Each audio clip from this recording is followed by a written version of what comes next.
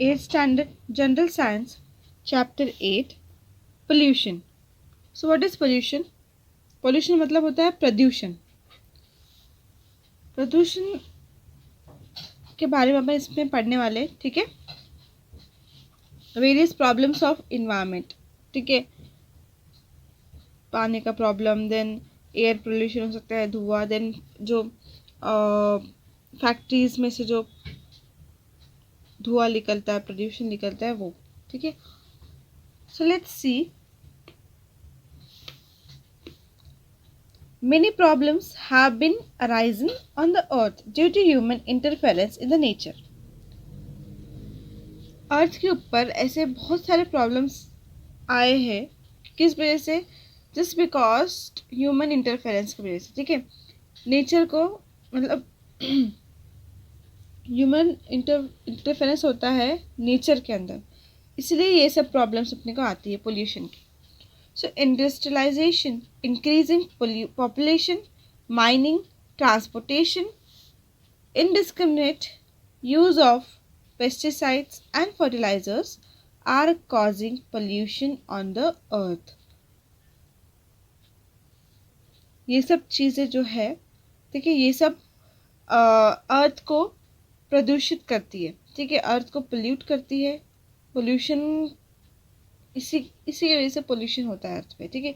जैसे इंडस्ट्रियलाइजेशन, जो फैक्ट्रीज वगैरह होती है उसमें से जो पानी, गंदा पानी निकलता है, जो धुआं निकलता है, ठीक है. देन ये जो बढ़ती संख्या है, देन माइनिंग के टाइम पे, देन ट्रांसपोर्टेशन होता है, तो ट्रांसपोर्टेशन में गाड़ियों में से जो धुआं निकलता है.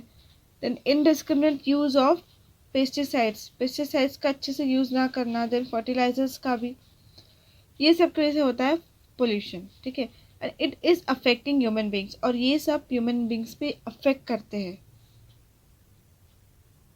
Pollution. Contamination of natural environment that will be harmful to ecosystems is called as pollution.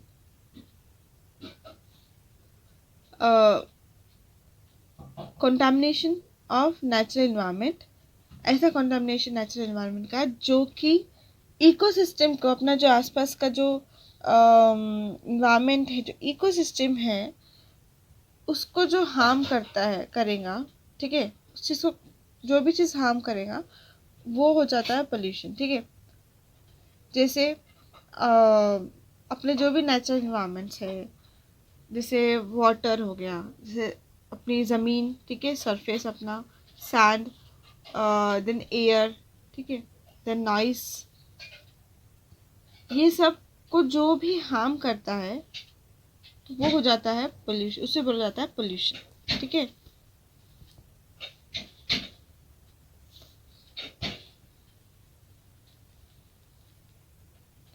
Pollutants, what is pollutants?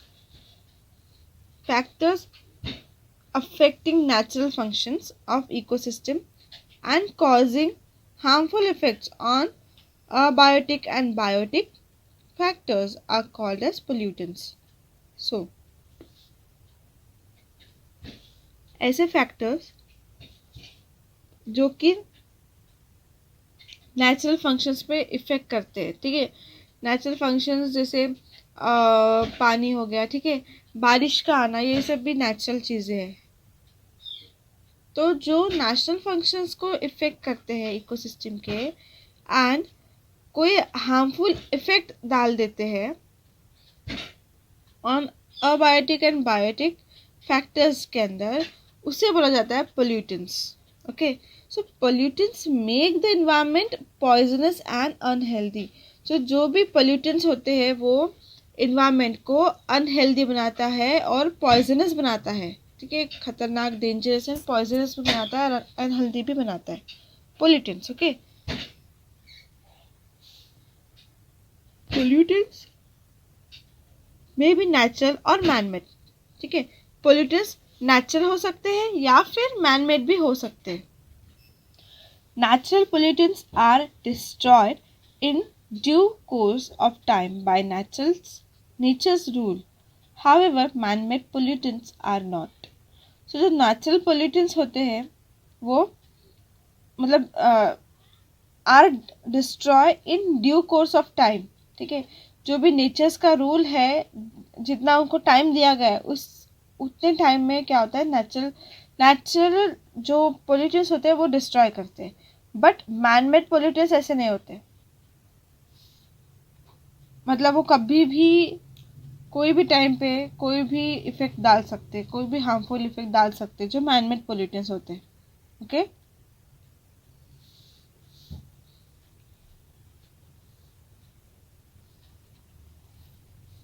This is some activity.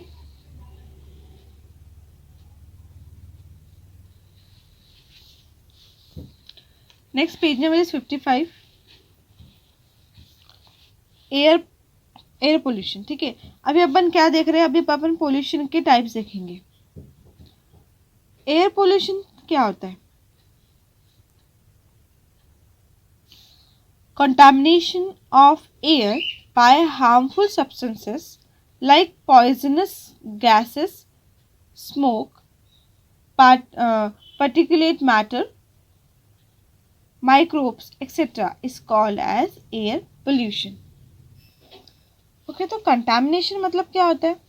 मतलब दूषित करना। ठीक है, सो कंटामिनेशन ऑफ एयर किस वजह से दूषित होता है? वो कुछ हार्मफुल सब्सटेंसेस है, जैसे कि जो पॉइजनस गैसेस होती है, स्मोक होता है, जो पर्टिकुलेट मैटर्स होते हैं, और माइक्रोब जो बारीक बारीक कीटाणु, ठीक है, छोटे छोटे कीटाणु वो जो होते हैं वो माइक्रोब्स, ये सब चीज़ों से क्या होता है, एयर पोल्यूशन होता है। सो उस पीछे का रीज़न क्या है, एयर पोल्यूशन के पीछे का रीज़न? ठीक है, reasons of air pollution.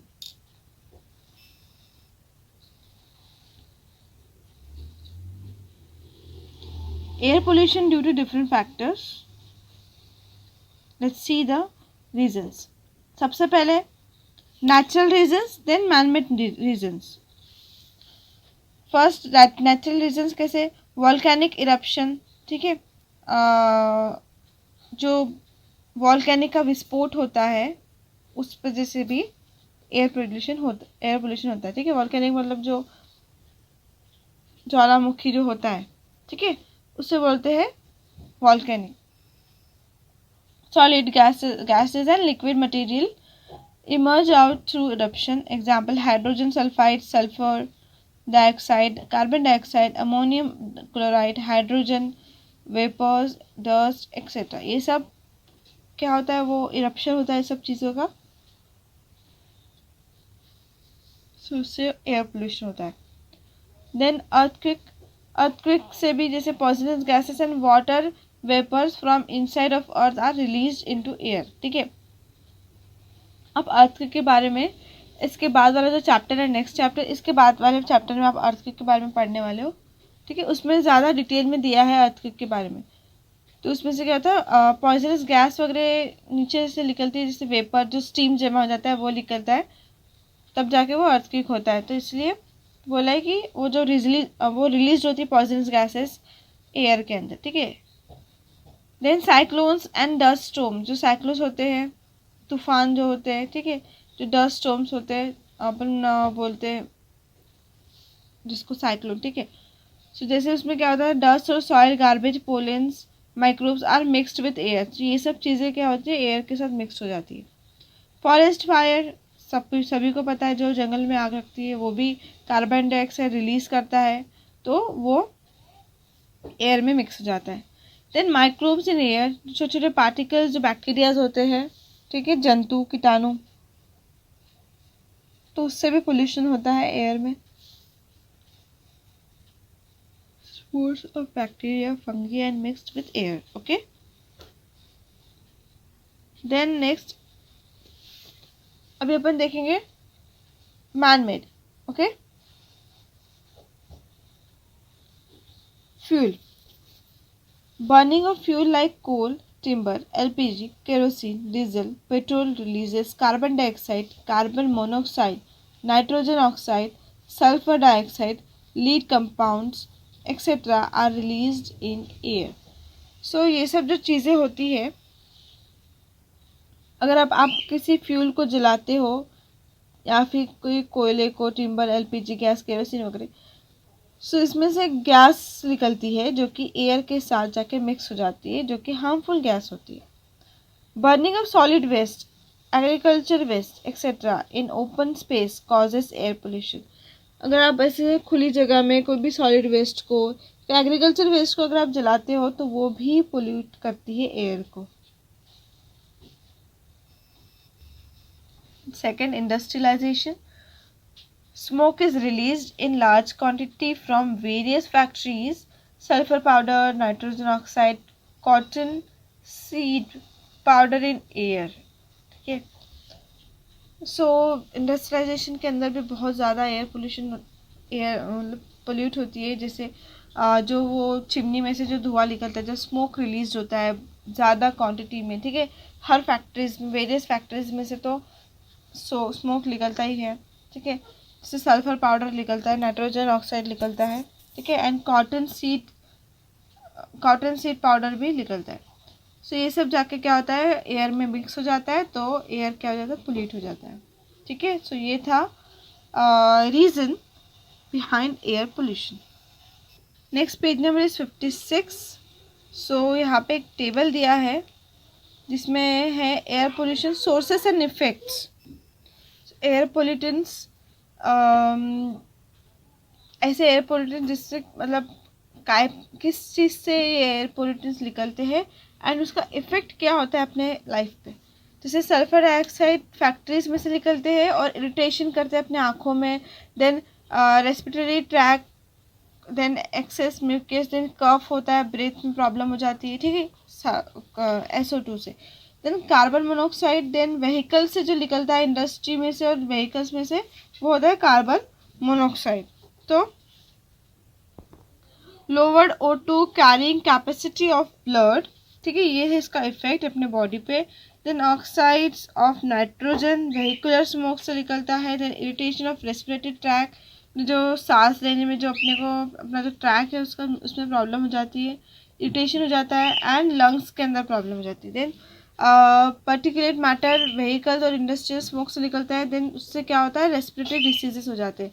Dust जो व्हीकल और इंडस्ट्रियल स्मोक से निकलता है उससे सिलिकोसिस, ओके, सिलिकोसिस हो जाता है। Then pesticides, production and use of pesticides, metal weakness that due to prolonged exposure, methane, CH4, industrial leakage and poisoning, skin cancer, asthma, respiratory diseases, okay। Next है अपना effect of air pollution on plants and animal. अभी अपन देखते हैं कि plants और animals में कौन सा इफेक्ट पड़ता है एयर पोल्यूशन का, ठीक है। अपन यहाँ पे डिटेल में पढ़ेंगे। Next page number is 57। Effect of air pollution on plants and animals. Depletion in ozone layer, ozone layer का डिप्लीशन होता है, ठीक है। ओजोन लेयर जो अपनी है वो खराब होने लगती है, होल्स होने लगते हैं उसमें। So earlier we have studied that ozone layer is present below the stratosphere, ठीक है।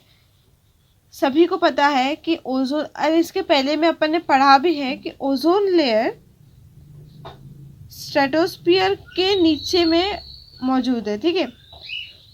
जो स्ट्रेटोस्फियर का जो स्ट्रेटोस्फियर का जो लेयर है उसके नीचे वाले लेयर में है ओजोन लेयर, ओके।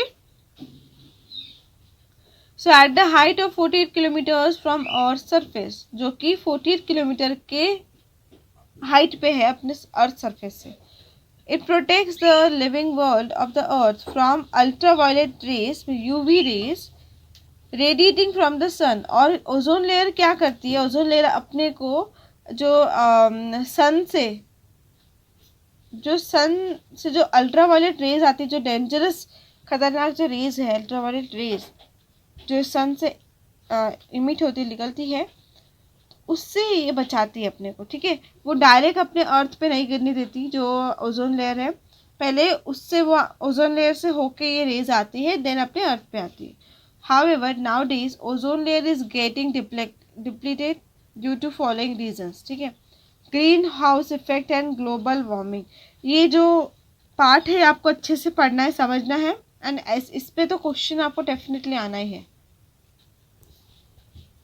दो CO2 is present in very less quantity in atmosphere, ठीक है, एटमॉस्फेयर में CO2 बहुत लेस क्वांटिटी में प्रेजेंट है, ठीक है, एटमॉस्फेयर में। It plays very important role of absorption of solar heat. Over the last 100 years, proportion of CO2 has been increased due to industrialization, ठीक है। लास्ट 100 years से जो CO2 का proportion है वो बढ़ रहा है just because industrialization, ठीक है। So effect of this CO2 on the earth's temperature is nothing but greenhouse effect.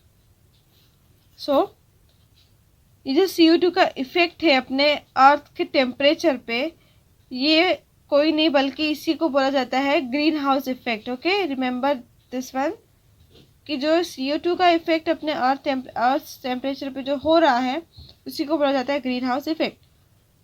So similarly to CO2, nitrous oxide, methane and CFC also trap the heat. Collectively, these are called as greenhouse gases. पूरा मिला के इन सबको बोला जाता है green house gases, CO2, nitrous oxide, methane and CFC। Okay, यहाँ पे एक फिगर गिवन है ग्रीन हाउस इफेक्ट की।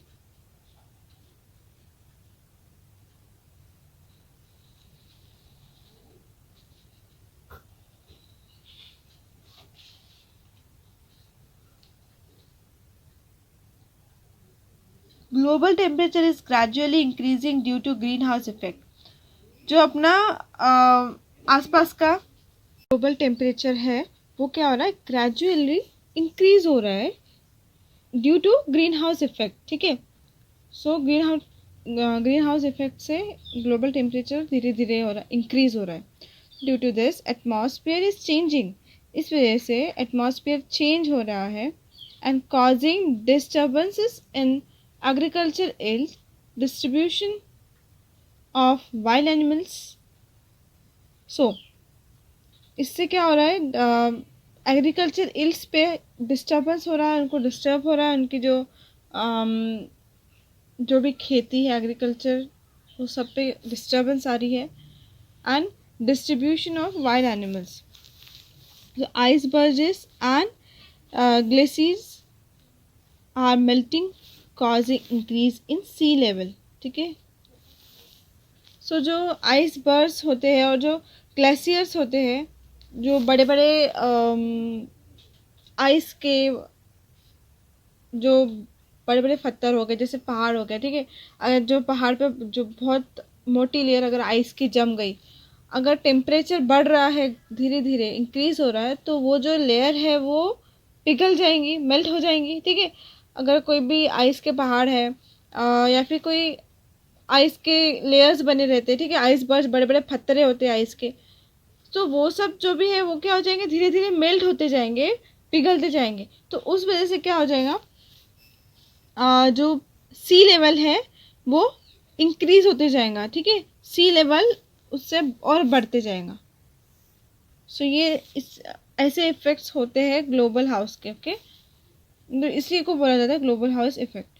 सो acid rain, what is acid rain? Oxides of sulfur and nitrogen are released into atmosphere through burning of coal, timber and fuel oils. Oxides, sulphur के oxides and nitrogen के oxide release होते हैं atmosphere के अंदर, ठीक है। किस वजह से? कोल को जलाने से, ठीक है, कोयले को जलाने से, देन टिम्बर को जलाने से और फ्यूल ऑयल्स को भी जलाने से क्या होते हैं, वो जो oxides of sulphur and nitrogen है वो एयर में रिलीज होते हैं। So those oxides mix with rain water and forms acid. So जो ऐसे ऑक्साइड्स है वो एयर के साथ, जो बारिश का पानी होता है, जो रेन वाटर होता है, उसके साथ वो मिक्स हो जाते हैं, ठीक है। जाहिर सी बात है, अगर आप कोई भी चीज़ जलाते हो तो उसमें धुआं तो निकलेगा, है ना। तो वो धुआं ऊपर जाएगा डायरेक्ट, तो बादलों में जाके मिलेगा। मतलब ये क्या हो रहा है, वो रेन वाटर, जो भी रेन वाटर आएगा, ठीक है, जो बारिश होंगी उसमें तो मिक्स होना ही है। those oxides mix with rainwater and form acids like sulphuric acid, nitric acid, nitrous acid etcetera. So वो सब जितने भी ऑक्साइड्स है, ये ऑक्साइड पानी के साथ रिएक्ट करते हैं, ठीक है, एंड एसिड फॉर्म करते हैं। जैसे कि सल्फ्यूरिक एसिड फॉर्म करेंगे, नहीं तो नाइट्रिक, नहीं तो nitrous acid. Okay, so these acid mix with rain drops and snowflakes and come down as rain, called as acid rain.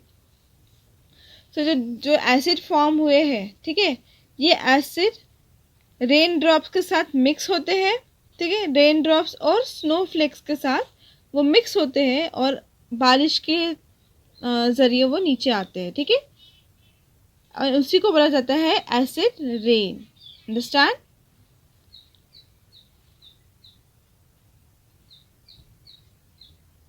Effect of acid rain.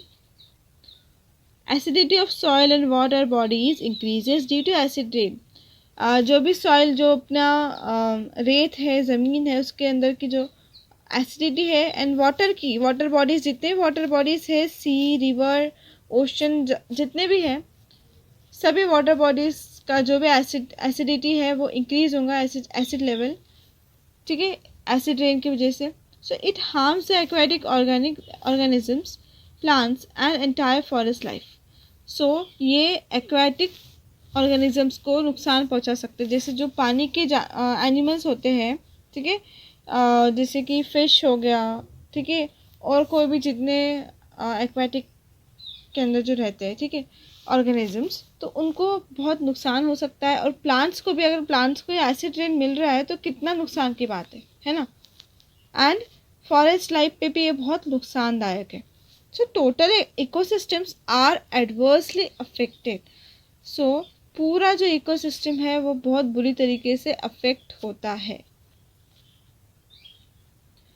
Second है erosion of buildings, burst, historical monument, bridges, metal idol, wire fences etcetera occurs due to acid rain। Erosion of buildings मतलब buildings में erosion हो जाता है, burst, ठीक है, burst में। Then historical monument जितने भी है, ब्रिजेस है, इससे बोलते हैं ना कभी जो जंग खा जाता है। एसिड रेन से क्या होता है, ज़्यादातर जो मेटल की चीज़ें होती है ना, वो क्या होता है, जंग खा जाती है जल्दी से। क्योंकि उसमें एसिड रहता है ना, जाहिर सी बात है, तो कुछ ना कुछ इफेक्ट करेगा ही चीज़ों पे, बिल्डिंग्स पे, एंड जितने भी हिस्टोरिकल मोन्यूमेंट्स हैं उस पर, ब्रिजेस वगैरह पे, एंड वायर फेंसेस, ठीक है, जो वायर लाइनिंग लगी है अपने देश में, वो सब पे इफ़ेक्ट होगा, ठीक है, ये सब पे इफ़ेक्ट होता है, ये सब पे इरोजन होता है due to acid rain. Third is heavy metals like mercury and cadmium are absorbed up by plants and thereby enter the food chain indirectly due to acid rain. Due to acidification of water in water bodies and pipes, leaching of metal and plastic material occurs in water and thereby serious health problems arise. इससे serious health problem भी हो सकती है। Next page number is 58. Preventive measures of air pollution. Smoke emerging from factories contains harmful particles. Hence, pollution controlling machinery should be used. Example, arresters, filters. देखो, smoke जो factories से निकलता है, ठीक है, उसमें बहुत ज़्यादा ही हार्मफुल सब पार्टिकल्स होते हैं, ठीक है। सो जो पोल्यूशन कंट्रोलिंग मशीनरीज है, उसका यूज़ किया जाता है कि वो जो हार्मफुल पार्टिकल्स है वो ना बाहर निकले, ठीक है, तो उसे बोला जाता है अरेस्टर या फिर फिल्टर्स, ठीक है। जैसे फैक्ट्रीज में आपने देखा होगा कि जो चिमनी यूज़ की जाती है, तो चिमनी से जो स्मोक निकलता है उसमें बहुत ही ज़्यादा हार्मफुल पार्टिकल्स होते हैं। सो उसको फिल्टर करने के लिए फिल्टर्स का यूज़ किया जाता है या फिर अरेस्टर्स का यूज़ किया जाता है, ठीक है, ताकि जो हार्मफुल पार्टिकल्स है वो बाहर ना निकले। So proper disposal of drinking waste generated in cities, control on atomic test, chemical weapons, etc. Then fourth point is control or ban over CFC production. ठीक है. So जो भी वेस्ट निकलता है सिटीज़ से, सो उसका प्रॉपर डिस्पोजल होना चाहिए ताकि उससे कोई भी तरीके का पोल्यूशन ना हो. ओके.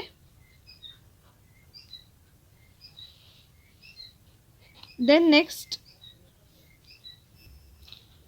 अभी नेक्स्ट है वाटर पोल्यूशन. सो उसके पहले जो अपने एयर पोल्यूशन पढ़ा है, ठीक है.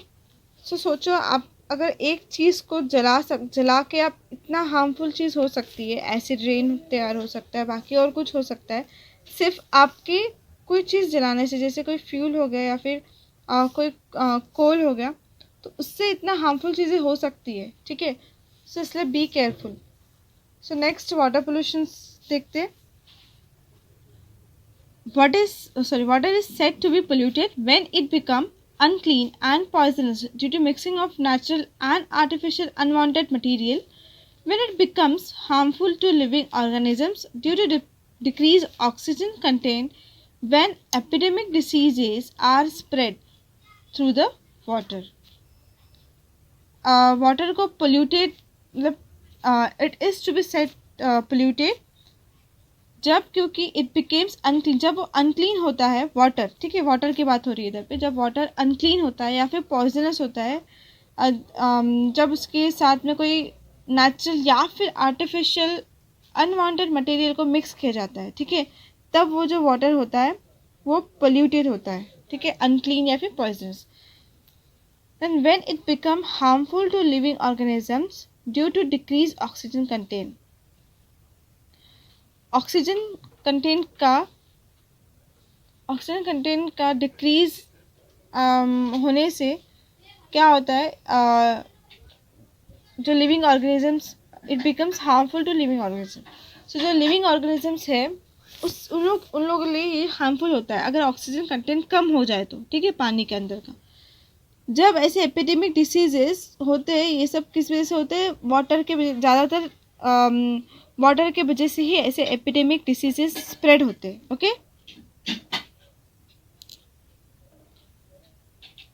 सो फ्रेश वाटर और marine water pollution includes physical, chemical and biological changes. Fresh water और जो मरीन वाटर पोल्यूशन है उसमें क्या क्या इंक्लूड है, physical, chemical and biological changes आते हैं, इंक्लूड है. ओके. ए बायोलॉजिकल पोल्यूटेंट्स देखते हैं. ठीक है, वाटर पोल्यूटेंट्स कौन से हैं. फर्स्ट है biological pollutants. Water does not remain portable due to algae, bacteria, viruses, parasites etcetera. हमेशा वाटर तो पोर्टेबल नहीं हो सकता ना, क्योंकि algae, बैक्टीरिया, वायरसेस, पैरासाइट्स ये सब तो पानी के अंदर होते ही है. So diseases are spread due to biological pollution. ठीक है, जो बीमारियां होती हैं, जो डिसीजेस होते हैं, वो बायोलॉजिकल पोल्यूशंस के वजह से स्प्रेड होते हैं, फैलते. देन आता है inorganic pollutants. Suspended particles like fine sand, dust, soil, precipitates of salt, compound of arsenic, cadmium, lead, mercury, and traces of radioactive material. Suspended particles दिए हैं, इस वजह से भी इसको, मतलब ये होते हैं ऑर्गेनिक पोल्यूटेंट्स. ठीक है, जिसका भी नाम दिया, जैसे फाइन सैंड्स, एकदम बारीक रेत जो होती है, बारीक जो मिट्टी होती है वो. देन डस्ट, देन सॉइल, ये सब जितने भी चीज़ें दी है वो है सस्पेंडेड पार्टिकल्स. इसको बोला जाता है इनऑर्गेनिक पोल्यूटेंट्स. देन आते हैं ऑर्गेनिक पोल्यूटेंट्स. ठीक है, सो इसमें है weedicides, insecticides, fertilizers, sewage, industrial effluents etc. ठीक है, ये आते हैं ऑर्गेनिक पोल्यूटेंट्स के अंदर. So next page number is 59. सो अभी अपन आते हैं reason of water pollution. Water pollution के रीजंस क्या क्या है. अभी इसके पहले अपन ने एयर पोल्यूशन के रीजंस देखा था, ऐसे सेम चार्ट बन के था, natural reason and man made reason. Then same अभी अपन वाटर पोल्यूशन के natural and man made reason देखेंगे. First is aquatic weeds.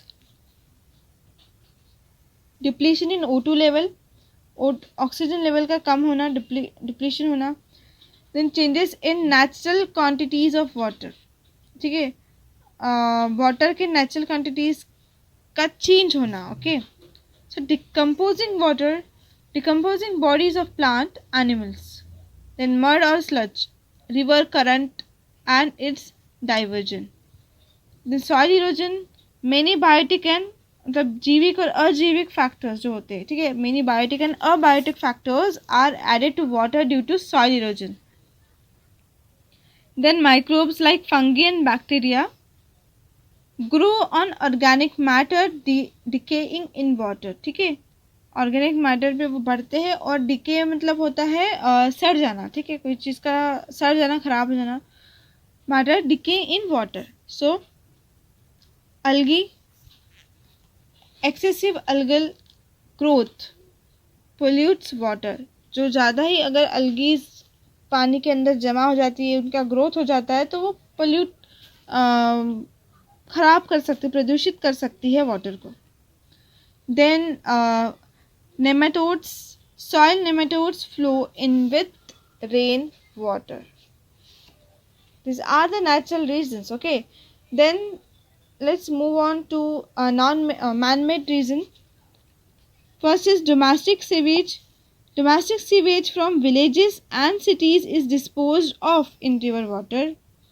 Domestic sewage जो अपन जो गांव के लोग होते, जो कोई भी रिवर के पास कोई भी गांव होता है, तो लोग क्या करते हैं, आपने तो देखा ही होगा, तो सभी को पता है, कपड़े धोते हैं उस पानी के अंदर, रिवर के पानी के अंदर. एंड कोई भी यूज़ कर, मतलब वो पानी का कैसा भी यूज़ करते हैं. ठीक है, उसमें कपड़े धोएंगे, नहाएंगे. देन उसके अंदर कुछ भी कचरा डालेंगे, प्लास्टिक या फिर कुछ भी कचरा उस पर डालते हैं. ऐसा बहुत लोग करते हैं. ठीक है, तो ये था डोमेस्टिक सीवेज. देन होता है industrial effluents. Various pigments, bleaching chemicals, leather pieces, fibres, mercury, lead, etc. are released into water.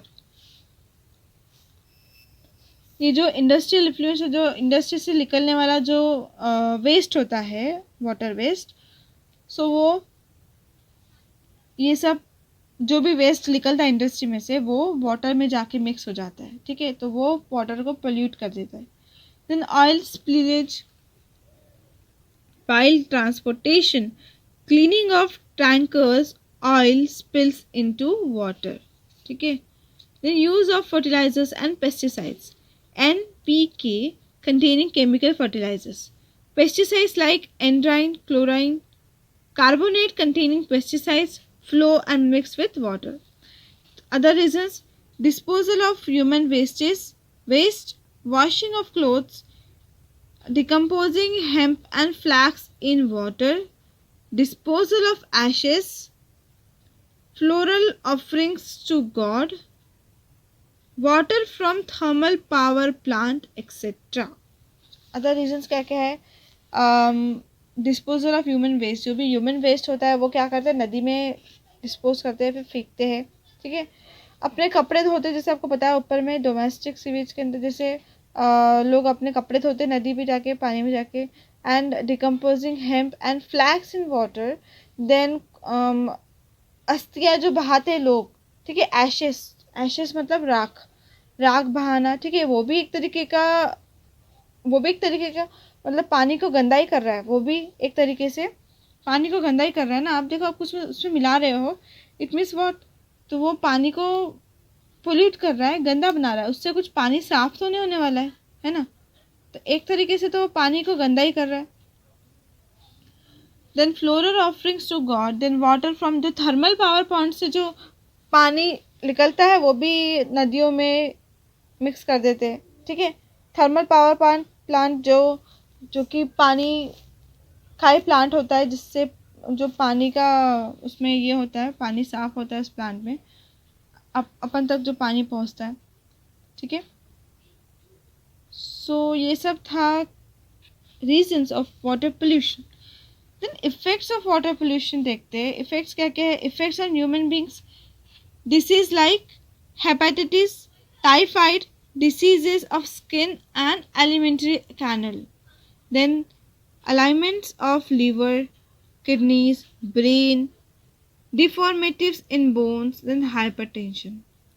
Effects on ecosystem: retarded plant growth, loss of plant species, increase in salt content of water, decreased dissolved oxygen level, disturbance in aquatic ecosystem, death of aquatic animals, adverse effects on seabirds. Then other effects: changing in physical and chemical proportion of water, changes in natural color and taste, useful aquatic fauna is destroyed, soil fertility is affected, toxic materials are added to crops. Next page number is 60. Next and last pollution है इस chapter का, वो है soil pollution. Out of the total land area of the soil, some is covered by ice, some is desert, whereas some is occupied by mountains and hills. पूरा जो total अपन देखते हैं land area, ठीक है, ज़मीन का जो area है सॉइल का, उसमें से तो कम पार्ट जो सम पार्ट कवर, कुछ पार्ट आइस से ढका हुआ है, आइस से कवर है, कुछ पार्ट डेजर्ट्स ने कवर कर लिया, और कुछ पार्ट्स माउंटेन्स और हिल्स ने कवर कर लिया है. So very less area of land is available for human use. ठीक है, बहुत ही कम एरिया बचा है ह्यूमन के यूज़ के लिए. ठीक है, soil is said to be polluted when there are changes in its physical, biological and chemical properties. soil polluted कहा जाता है कि soil polluted है जब कि soil के physical, biological and chemical properties में कोई change आता है, तब उसे बोला जाता है कि soil is polluted. And its fertility decreases due to either natural or man-made reason. And उसकी जो फर्टिलिटी कम होती है, एक तो नेचुरल या फिर मैनमेड रीजन से. ठीक है,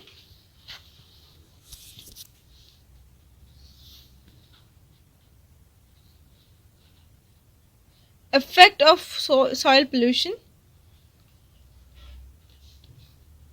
soil fertility decreases due to mixing of salty acidic water from industry. देखो यहाँ पे तीनों भी पोल्यूशन एक दूसरे से लिंक है. अभी वाटर देखो, पे इंडस्ट्री का जो वाटर आता है वो अगर इसमें मिक्स हो गया एसिडिक वाटर, तो क्या हो जाएगा, उसकी सॉइल की फर्टिलिटी डिक्रीज हो जाएंगी. जाहिर सी बात है ना. अगर आप गंदा पानी मिक्स कर रहे हो, सपोज एक एग्जांपल ले लो कि आपने एक ज़मीन है, वहाँ पे आप रोज़ कुछ ना कुछ गंदा पानी डाल रहे हो. ठीक है, गंदा पानी, ठीक, एसिडिक पानी बोल दो, गंदा पानी. सो क्या होगा, आप फिर कुछ दिनों बाद क्या करो, उसी जगह पे कोई झाड़ लगाने की कोशिश करो. ठीक है, कोई ट्री लगा के देखो, छोटा सा प्लांट, तो क्या वो लगेगा, क्या वो लग पाएगा वहाँ पे, क्या वो बड़ा हो पाएगा? नहीं, क्योंकि वो जो ज़मीन है वो अभी एसिडिक हो गया, वो अभी फर्टाइल, उसके अंदर कोई भी फर्टिलिटी नहीं रही है सॉइल के अंदर. ठीक है, सो मतलब एक दूसरे से हर चीज़ लिंक है. Radioactive and other pollutants enter and pass through food chain like the soil, crop, water and human bodies. Problem of water pollution increases due to soil pollution. ठीक है, जो वाटर पोल्यूशन का जो प्रॉब्लम है वो soil pollution के, मतलब problem of water pollution increases due to soil pollution. Soil water pollution जो प्रॉब्लम है वो बढ़ रहा है, किस वजह से? सॉइल पोल्यूशन के प्रॉब्लम की वजह से. तो toxic substances leach into water. Similarly diseases spread through various pathogens.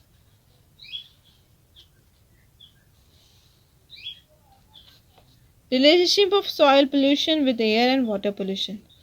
If wet waste, wet मतलब होता है गीला, ठीक है, ड्राई मतलब होता है सूखा. If wet waste is dumped at wrong places instead of composting,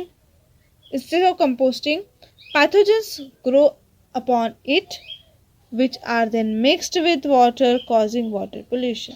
अगर आप जो गीला कचरा है वो गलत जगह पे, रॉन्ग प्लेस पे डंप कर दो, ठीक है, या फिर दफना दो, कुछ भी फेंक दो या फिर दफना दो गिल्ला कचरा कहीं गलत जगह पे, तो जो पैथोजेंस वहाँ पे पैदा होंगे, जो पैथोजेंस होते हैं, एंड वो वाटर के साथ मिक्स होंगे और वाटर पोल्यूशन होगा.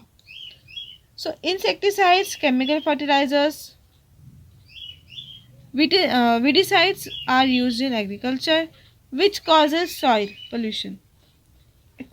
Excessively sprayed insecticides and weedicides are mixed with air, causing air pollution. Then, similarly, excessive use of chemical fertilizers cause water pollution. ज़्यादा केमिकल फर्टिलाइजर का यूज़ करना वाटर पोल्यूशन होता है. ठीक है. Soil pollution occurs due to mixing of human waste, birds, and animal waste. So this releases various striking gases causing air pollution. Same waste may cause water pollution if mixed with water. Simple है. Pollution prevention and control. Government of India has enacted some laws for control, regulation and prevention of population. Government of India ने कुछ act जारी किए हैं pollution को control करने के लिए, रेगुलेशन लाने के लिए, प्रिवेंट करने के लिए. ठीक है. Following are laws regarding pollution control. Let's see the laws. First law है water pollution and prevention act 1974. Second है air pollution and prevention act 1981. Third है environmental protection act 1986. Various laws and rules are in force in relation to biomedical waste, harmful influence, solid waste, and sound pollution. Government statutory bodies like Maharashtra Pollution Control Board and Central Pollution Control Board supervise about whether the industrial areas, local governing bodies like municipalities, district councils, panchayat samiti, gram panchayat, etc. follows the laws about pollution control. So इन्होंने क्या किया, जो government bodies है उन्होंने इसका खास ध्यान रखा है एंड सर्वे भी किया है कि जितने भी इंडस्ट्रीज वगैरह जो भी एरियाज में जहाँ पे पोल्यूशन तैयार हो रहा है, so उस पर वो लोग क्या रखें, नज़र रखें. ठीक है. जितने लोकल गवर्नमेंट बॉडीज़ हैं उन लोगों ने सब पे नज़र रखा है कि ये लॉज के मुताबिक ही, मतलब लॉज को फॉलो करते रहना चाहिए. ठीक है. So they should follow the laws about pollution control. It is must. So ये चैप्टर इधर पे फिनिश होता है एंड इस वीडियो के नीचे आपको लिंक मिल जाएंगे इसके क्वेश्चन आंसर की. पर जो क्वेश्चन आंसर आपके लिए है, आपके एक्टिविटी के लिए है, वो तो भाई आप ही को करना है. ठीक है.